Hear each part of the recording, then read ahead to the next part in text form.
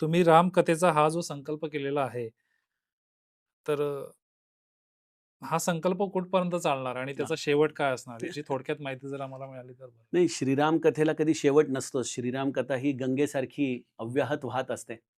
याच्यामध्ये एखादा तिनका कोणीतरी त्या पात्राबरोबर थोडा वेळ वाहतो. हं. तो संपून जातो. गंगा कधीच थांबत नाही प्रवाहाची. तशी श्रीराम कथेची असते अवस्था. श्रीराम कथा ही निरंतर अव्याहतपणे वाहत असते. आपण स्वतःला नशीबवान समजावं, की आपल्याला त्या प्रवाहाबरोबर काही काळ जीवनातला संग करता आला. हं.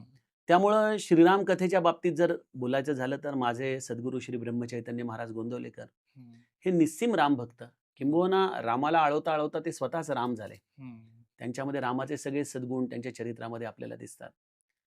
त्यांना राम अत्यंत प्रिय आणि त्यामुळं आपल्या गुरुच्या कार्याचा हा वसा आपण आपल्या कल्याणासाठी कारण की आपण काही गुरुचं हे करू शकत नाही, परतफेड करू शकत नाही. पण जे अनुभव, जे कल्याण त्यांनी आपलं स्वतःचं साधलं, हं.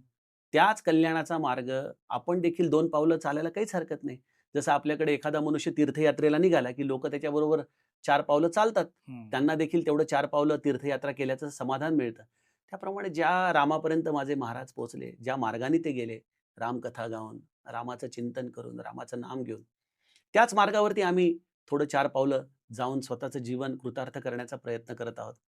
याची सुरुवात सर्वप्रथम गोंदवल्यामध्ये झाली 2013 साली जेव्हा महाराजांचा प्रथम शताब्दी पूर्ण 100 वर्ष पूर्ण हं. झाले होते पुण्यतिथीला म्हणून. त्यानिमित्ताने पहिल्यांदा मी गोंदवल्यामध्ये तुलसी रामायण या ग्रंथावर माझा अतिशय प्रिय ग्रंथ आहे तुलसी रामायण.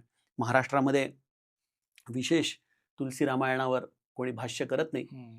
पण माझ्या गुरुकृपेने माझ्या जीवनात एक शर्मा काका म्हणून आले. ते स्वतः रामायण वाचायचे. ते नॉर्थचे होते, पण मराठी पण चांगले बोलायचे.